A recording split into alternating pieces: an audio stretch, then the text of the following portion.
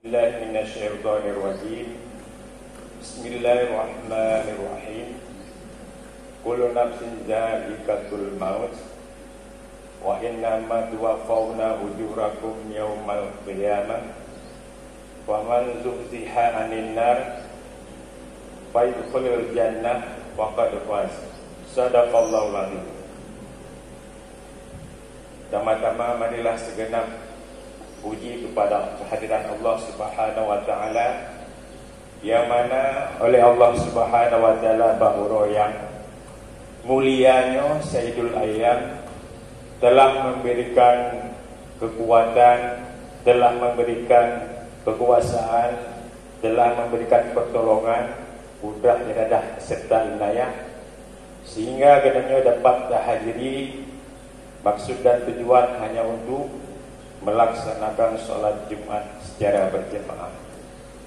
Berikutnya rahmat beriring salam, marilah sama-sama katanya sajikan kepada puan alam Nabi besar Muhammad sallallahu alaihi wasallam beserta kepada al dan sahabat serta keluarga beliau ila yaumil qiyamah. Kata-kata ta'zim dan takrim pada Abu Imam Syi, panitia masjid, urai-urai lentuan, tokoh masyarakat, bapak kecil, Tunku Imam, teristimewa penghormatan lentuan kepada seluruh jamaah Jumat yang dirahmati oleh Allah. Saatnya kali lentuan baca sebuah ayat. Kullu nafsin dha'iqatul maut. Setiap yang bernyawa pasti akan mengalami yang namanya kematian. Kematiannya adalah rahasia daripada Allah. Pajan hanadan. Yang menjadi persoalan segolong datangnya saat-saat kita mati. Yang menjadi pertanyaan yang selalu kita ya dan takut, gundah dan risau. Apakah kita tak akhiri hidup dalam dunianya dalam keadaan su'ul khatimah. Su'ul khatimah bermakna mati meninggalkan iman, mati dalam keadaan bermaksiat kepada Allah. Atau sebaliknya, apakah gedanya dalam mati dalam keadaan husnul khatimah, mati dalam keadaan tingkatan husnul khatimah telah dihimpun li ulama. Sekurang-kurangnya husnul khatimah, sekurang-kurangnya mati dalam keadaan beriman kepada Allah, walaupun anda ucap la ilaha illallah. Kemudian tingkat yang kedua lebih tinggi, orang yang meninggalkan dunianya dalam keadaan beribadah kepada Allah. Apakah tengah melaksanakan solat di sini kita yang mati, tengah dah baca Al-Quran, atau dah berselawat, atau dah minta nafkah untuk keluarga karena yang kewajiban, yang husnul khatimah tingkat kedua. Kemudian husnul khatimah mati dalam keadaan tingkat tinggi, sebagaimana hadis Nabi, makana akhiru kalamihi la ilaha illallah. Barang siapa yang akhir hayatnya menutup usia, meninggalkan dunianya dengan kalimat la ilaha illallah, dengan kalimat la ilaha illallah, dakhalal jannah, masuk surga. Cuma kan semudah yang seperti kita yang ucapkan. Sangat jarang orang yang mati sempat mengucapkan la ilaha illallah. Nasihat mudah, tugas anak mudanya asalnya orang meninggal, malam ya bongkar kubu, ya kubu. Nasribe kubu kali bongkar. Di saat anak mudanya kasadar dan tobat kepada Allah, berumpuk dengan sidra Syekh. Ditanya Syekh, bilanya selama udik mungkin ada 1000 kubur yang saya bongkar. Rata-rata orang lang kuburnya membelakangi kiblat. Rata-rata membelakangi kiblat. Wadah ketuniu menghadap kiblat. Maka menjawab Syekh tersebut, kebanyakan orang lang kuburnya mati dalam keadaan su'ul khatimah. mati dalam keadaan jelek. Nyo yang perlu kita nyo risaukan, yang perlu kita nyo renungkan, apakah kita nyo mati nyo dalam keadaan su'ul khatimah atau husnul khatimah. Abu Darda sahabat Nabi pernah berkata, man amina min su'il khatimah faqad mata ala su'il khatimah. Barang siapa aman daripada mati dalam keadaan jelek, mati dalam keadaan su'il khatimah, maka pasti pegah lehernya urangnya mati dalam keadaan su'il khatimah atau mati dalam keadaan jelek. Berapa banyak para ulama sufi zaman, contoh lagi Syekh Bal'am Bahurah, dia keramatnya bukan keramat di dunia ini saja, tetapi dia bisa melihat Lauh Mahfuz. Dia kekala Lauh Mahfuz oleh Syekh Bal'amnya, tapi dikarenakan mendoakan kepada Nabi Musa, kecelakaan kepada Nabi Musa dan pengikutnya, maka mati dalam keadaan kafir atau su'il khatimah. Kita nyo yang aman, yang tinggi ilmu, jangan merasa aman daripada su'il khatimah. Syekh Bal'am. Begitu juga kita yang merasa ibadah sangat tinggi, sembahyang berjamaah, sholawat, kemudian sembahyang sunat, membaca Al-Quran, bermacam ibadah dan hukum, jangan merasa aman. Seorang Syekh Barsisah mati meninggalkan iman gara-gara najak juga setan. Di setannya dia dengar pembicaraan Allah dengan malaikat. Malaikat kagum dengan Syekh Barsisah. Ayo dah nambah ya Allah. So Syekh Barsisah cukup 3 hari kan. Berkhalwat 70 tu. Anak gede-gede. Murid beliau bisa terbang kawan. Menurut riwayat 60 meter. Bisa terbang kawan. Diipa ke lawan. Anak hilang ilmelong mati dalam keadaan hina. Mati dalam keadaan sengsara. Gede pula syaitan. Ringkas cerita, syaitan merubah wujud menjadi ahli ibadat, bagian putih, jubah putih, serban beraya, merumpuk dengan Syekh Barsisah.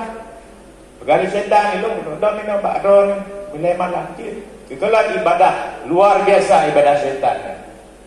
Sangat-sangat luar biasa.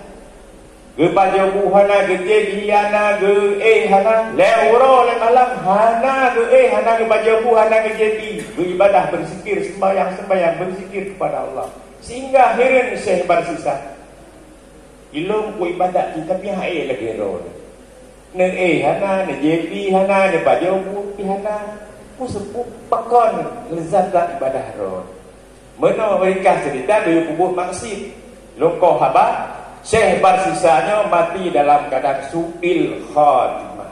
Penyebabnya karena memperturunkan hawa nafsu, minum arak sehingga bab minum arak, ngumam, gadah akal sehingga bersetubuh dan membunuh.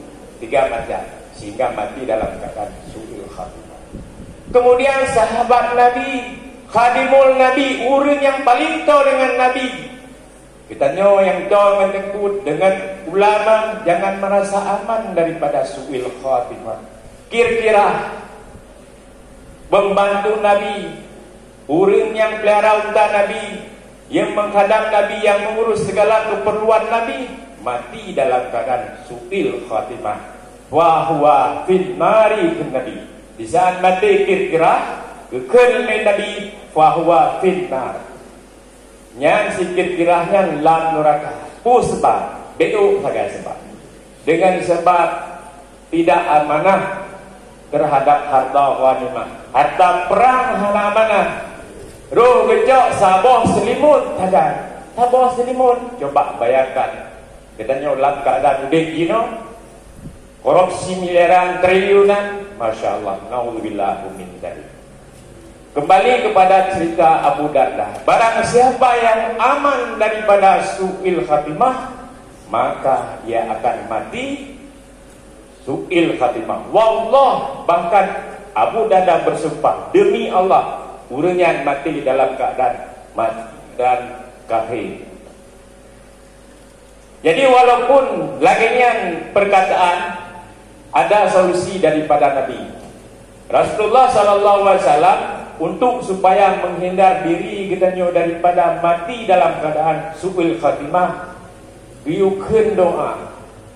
Putra doa Nabi, Allahumma ja'al khaira umri akhirah.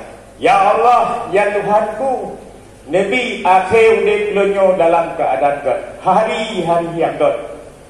Juga doa-doa dalam Al-Quran, Rabbana la tuzigh qulubana ba'da idh hadaitana wa hab lana min ladunka rahmatan innaka antal wahhab.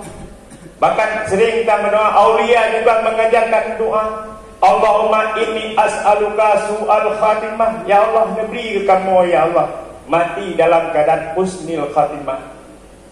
Bersering-sering kita berdoa, Allahumma khtim lana ya Allah bi husnil khatimah wala taqtim alaina ya Allah ya Maulana bisuil khatimah. Ya Allah, nanti akhir daripada udin kamu ya Allah dalam keadaan husnul khatimah. Husnul khatimah adalah gerbang kebahagiaan. Selamat dalam kubur, selamat di mahsyar, bahkan sampai pada surganya Allah. Husnul khatimah adalah gerbang kesengsaraan. Cuma nak badung-badung boh sebab su'il khatimah. Dipegah ni Nabi penyebab urang mati keadaan jahat. Yang pertama sekali, tahawun lisalah, mengenteng-entengkan sembahyang, meringan-ringankan sembahyang. Makna meringan-ringankan sembahyang sangat luas. Ada kalanya memang sama sekali hendak lupa sembahyang. Wa wailul lil musallin, neraka wailun bagi orang yang salat, yang salatnya tujuan karena riya atau lalai dalam salatnya, hendak khusyuk dalam sembahyang. Adapun ada kalanya memang hendak ilmu dalam sembahyang. Sedangkan menuntut ilmu sembahyang fardu ain, dah rukun, dah syarat, dah bati, dah sunat ayat, dah sunat abad, ataupun bacaan-bacaan dalam sembahyang. Pemani alhamdulillahi rabbil alamin. Takkan al-alham kan al-haq. Intinya tajwid kadang. Apalagi bacaan yang merupakan rukun dalam sembahyang, lagi bacaan al-Fatihah dan bacaan tasyahud akhir dan salawat rukun qauli ya menyohanjit nomor karena termasuk sempat katanya termasuk orang yang sembahyang tetapi sembahyang katanya hanya diterima oleh Allah. Selanjutnya yang menyangkut dengan su'il khatimah, salah satu orang yang hanya sembahyang, termasuk juga orang yang durhaka kepada ibu bapa. Alqamah sahabat Nabi, dekat dengan Nabi saja Nabi, yang kerja Nabi saja, tetapi karena durhaka tidak bisa mengucapkan la ilaha illallah walaupun sudah karena kagak lima tu gonya ka sempat dan ditukan kembali kalimat la ilaha illallah. Kaum muslimin jamaah Jumat yang dirahmati Allah, yang pertama itu berkaitan dengan husnil dan su'ul khatimah. Jadi barang siapa yang masa gundah dan takut, maka belele katanya takwa kepada Allah, kemudian belele berdoa kepada Allah, dan hati katanya bertakut beliau ni mati kepada su'il khatimah. Jangan merasa aman, pegang persiapan. Ad-dunia mazra'ah, dunia ini adalah tempat persiapan untuk akhirat. Pegang persiapan belele. Yang kedua yang menyangkut dengan sakaratul maut. Inna sakratul maut hak. Sesungguhnya sakratul maut itu benar. Sangat luar biasa kejadian di saat sananya menjelang diambil ruh katanya oleh malaikat Israel. Menyanyawang tanya kecuali Israel wajar. Gebaba Allah. Tetapi yang jadi masalah nyawang tanya ibadah setan. Bahkan luar biasa sakratul maut karena terhimpun 3 macam. Yang pertama sakit tubuh. Di saat sakit tubuh katanya roh katanya ditepik daripada badan, sakit gepegah oleh Nabi seperti ditebas 300 kali dengan pedang. Ada riwayat lain menyatakan seperti burung hidup digoreng dalam minyak panas. Ada yang menyatakan seperti kambing dikuliti, jiblu kulit, kemudian geboh juga, jantung sakit. Adapun solusinya begah Nabi, ikra'u ala mautikum yasin. Baca olehmu atas mayat yang menjelang sakratul maut surat Yasin. Pakon menang. Karena mayat roh sangat senang pada mendengar surat Al-Quran, terutama surat Yasin. Baca di hadapan mayat. Dan katanya yang mudir nyopi talazimkan bermulazamah dengan surat Yasin. Titik malam di mana kebuka dia belum sino Yasin wal Qur'anil Hakim. Ini ikut supaya memudahkan roh untuk tidur. Kemudian solusi kepegah oleh Nabi lakinu mautaku. Talqin olehmu akan mayat-mayat di antara kamu. Yutalqin dengan kalimat la ilaha illallah, sunat. Bukan wajib, sunat ditalqinkan. La ilaha illallah. Karena nepegah oleh Nabi, akhbarani Jibril alaihissalam, Jibril memberi kabar kepadaku, anna la ilaha illallah, sesungguhnya la ilaha illallah anisun minal mu'minin indal maut, temannya orang yang beriman di saat mati. Jadi supaya roh katanya mudah belele katanya di saat katanya udip dalam dunianya, mandang lebih kesempatan udip dengan kalimat la ilaha illallah. Dobnale hana batas. Belele lebih hebat. Dia sembahyang la ilaha illallah. UBB 10 go, 20 go. Jadi yang ketiga, kejadian luar biasa di saat sakaratul maut yang pingan nyawa dekat itu. Was-was syaitan, was-wasnya syaitan, godaan paling tegak adalah godaan syaitan. Iblis serta bala tentaranya di saat gedanya sakaratul maut, ya kirim bentuk buah. Ada yang menyerupai lagi mak danyo yang kami meninggal kelima gedanyo, padanya iblis hanya kakun yang agama yang betul, agama Yahudi, bilong katalah udah mau istirahat.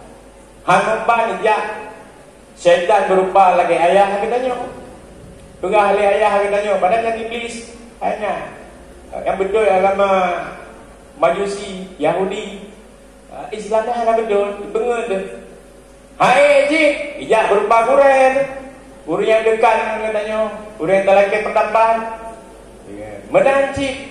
Maka dalam tafsir Al-Ghazali mana Rabbana la tuzigh qulubana ba'da idh hadaitana wa hab lana min ladunka rahmah. Min ladunka rahmat Jibril diutus oleh Allah. Terima gedanya yang tengah sakaratul maut menyuruh gedanya natakenkeun sabda la ilaha illallah. Ya hamba Allah, tetapkan dirimu kepada la ilaha illallah, maka selamatlah iman.